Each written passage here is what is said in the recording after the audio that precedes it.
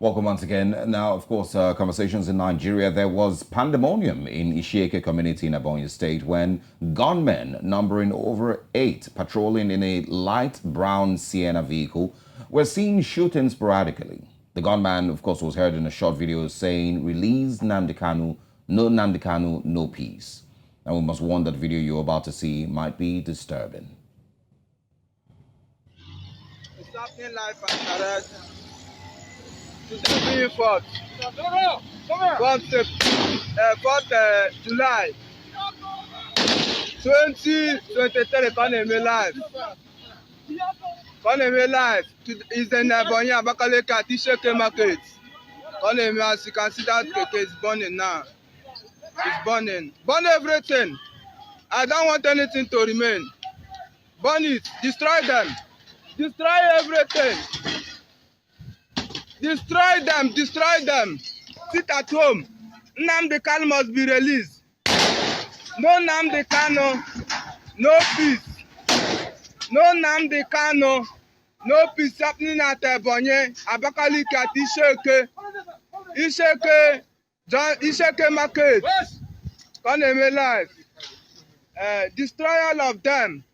As you can see it, everywhere is burning. Everywhere is burning. Sit at home. Using Nnamdi Kanu must be released with all costs.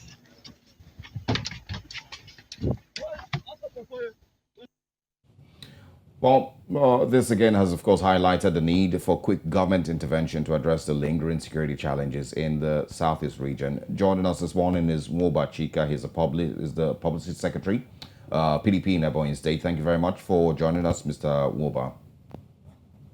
For having me once again. All right. Good morning to our listeners and viewers. Thank you very much. Very sad. I wouldn't say shocking anymore, but very sad and heartbreaking a video clip there in Ebonyi State. Governments across the Southeast have tried to end the sit-at-home order. The governor of Enugu State, Peter Mba, of course, did make attempts. It doesn't seem like it was very successful. I remember that Chukwuma Soludo of Anambra State also made his own attempts. Didn't seem very successful. Ifeanyi Uba, a few days ago, I saw a video clip of him also asking that everyone should come out on Mondays and end the sit-at-home order. But none of these things seem to be working. So I want you to get your thoughts on why this seems to be a Herculean task. Thank you for having me again. It is a Herculean task because the federal government seems not to be interested in the plight of the Southeast. Also, I don't see the reason why the federal government will refuse to obey the judgment of the court, that granted Nnamdi Kanu release. So, and the tension in the Southeast is one that is better imagined than experienced. So are you saying that if Nnamdi Kanu, if the government releases Nnamdi Kanu, that the security situation in the Southeast will, the insecurity in the Southeast will completely go away, and that is what the federal government needs to do? Would you say that releasing Nnamdi Kanu should be the first step of the government, or should these criminals, I dare call them terrorists, be apprehended at this point? Absolutely. If Nnamdi Kanu is released, the tension will calm, because prior to the arrest and detention of Nnamdi Kanu, we never had it this bad. We never had it this bad because, at that point before he was released, these guys were doing only peaceful demonstrations. So, but when Nnamdi Kanu was extradited, from Kenya back to Nigeria, so the tension heightened, and on a daily basis, it keeps exacerbating, and the governors in the Southeast here seem to be reticent about the whole thing. So they seem to be overtaken, by the horrendous trend. So because it is happening in Imo, it is happening in Abia, it is happening in Anambra, Enugu, and Ebonyi. So, and it was worse in Imo than any other state in the southeast. But today, it is a bit, it has really, it has reduced. And I think the reduction might not be because the government was working harder, but maybe sensitization must have contributed to achieving that. So okay. The Southeast governors must have to, to prevail, to keep talking to the president, to the federal government and other powers that are relevant, to ensuring that Nnamdi Kanu is released. The court judgment that granted his release, be obeyed. So once I am convinced, and I think others are also convinced, that once Nnamdi Kanu is out of detention, then the agitating young people of the Southeast, will have every reason to drop their arms. All right. And embrace peace.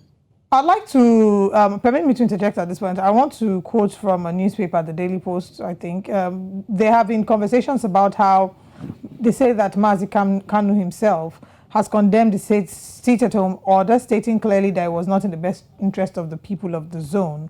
And I'd like to ask if you agree with this. I mean, if you can confirm this. And also, the role that Simon Ekpa has played in this sit-at-home. There are people who are saying that, this man is only using this as a means in some way to enrich himself and, encourage, to increase his own level of fame and influence.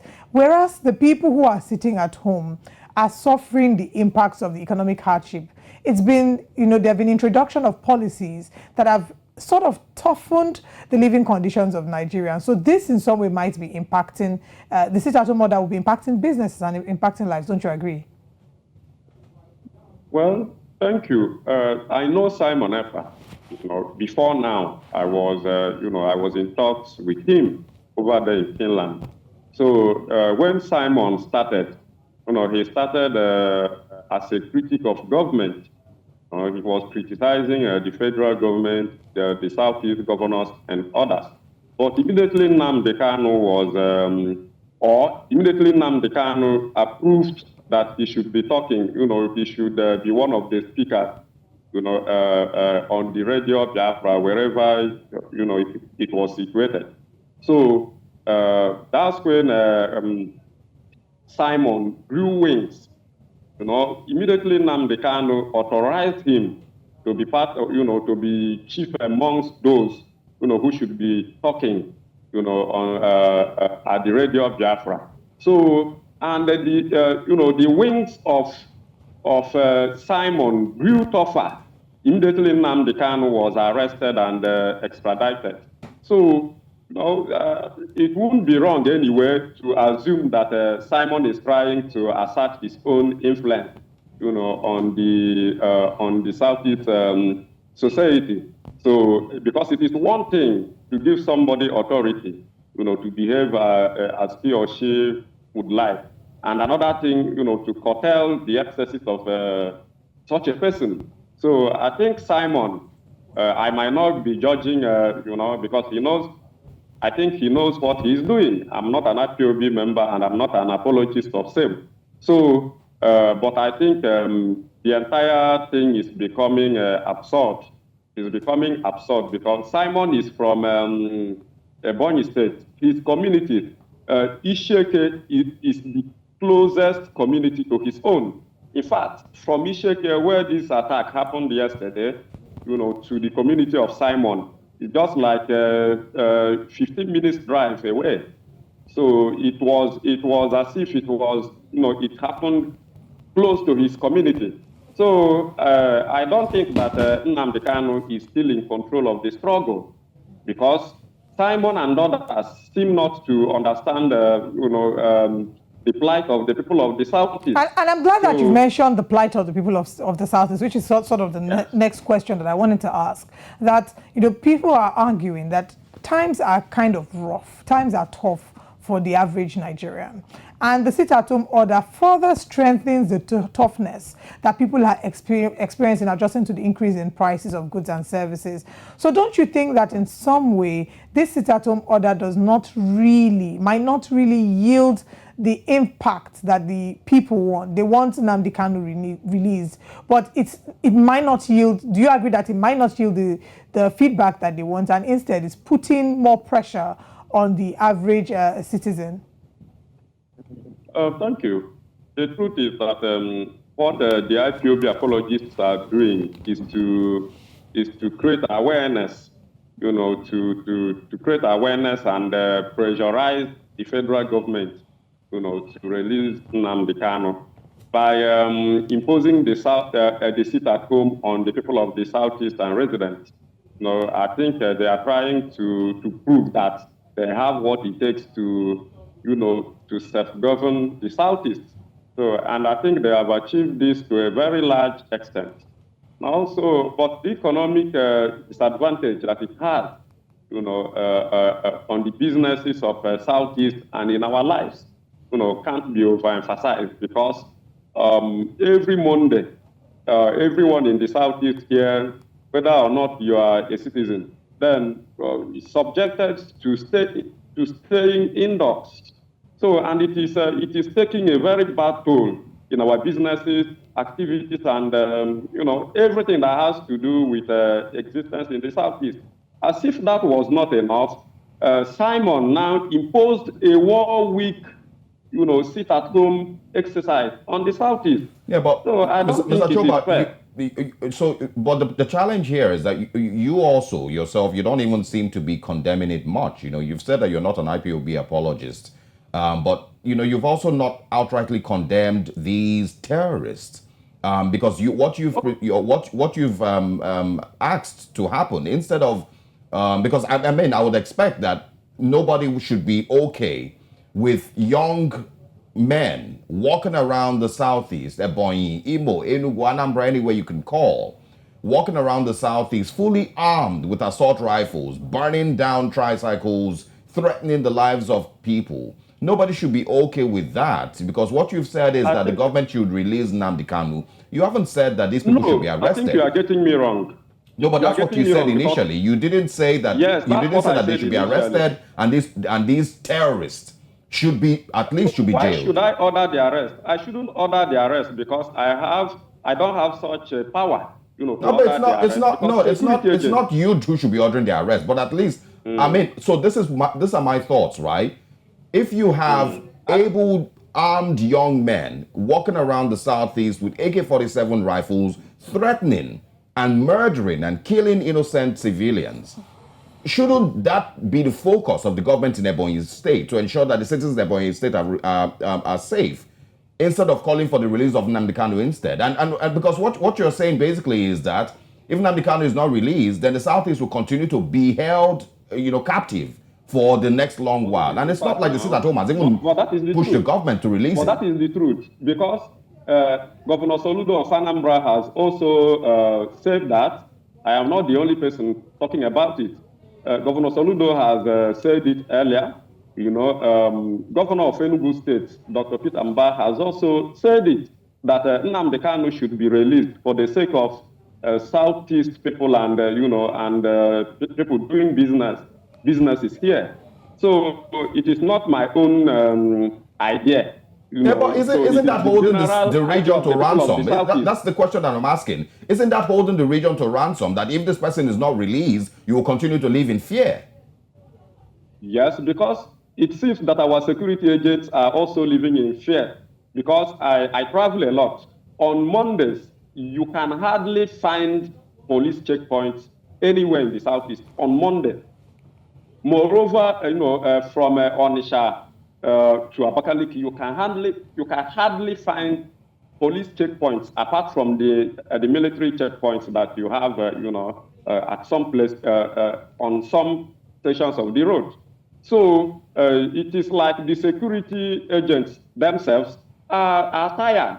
So, and their own lives also matter. Their lives matter. And, what can we do? What can the Nigerian state do, to safeguard their own lives too? Because they are fathers and mothers to people as well. So, in order to safeguard their own life and reduce workload, on them, the needful should be done. a court of competent jurisdiction has granted the release of Nnamdi Kanu, but the federal government is still sitting on it. So it is not as if I am emboldening the criminals. Yes, because I decided to call them criminals because you know, they are attacking, you know, the businesses of their own people. That guy, the young man that owns the keke. Right. Seems that, okay, please go ahead. Hello, can you hear me? Yes, yes. We are talking about the young man that owns the keke that was being burnt. So the young, can you hear me, please? Yes, please go ahead. The young man that owns the tricycle that they burnt yesterday communicated me. You know, the young man is from Ebonyi State, from the same place. You say so, and I don't just understand why they should go to that extent, you know, killing people. Because I saw a commercial cyclist that was also gone down, you know, in that video. So, and it is reprehensible. It has to be condemned by everyone. Now, you ask yourself, why did security agents not mount a checkpoint on Ishieke?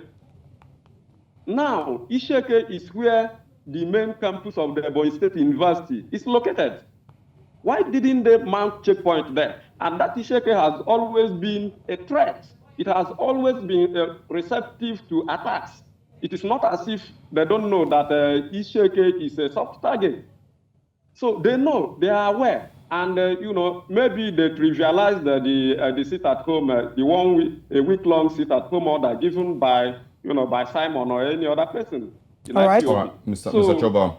I think the blame should also go to our security agents. All right. Ishieke is a known, you know, it is a known area in Abakaliki. You know, it is in the city center, you know, at the outskirts of the state capital. All right, Mr. Oba, we'd like to wrap up the conversation here. We, of course, you know, will continue to monitor things in the southeast, and we'll be inviting you again to share your views on these things as they develop. Thank you very much for joining us this morning.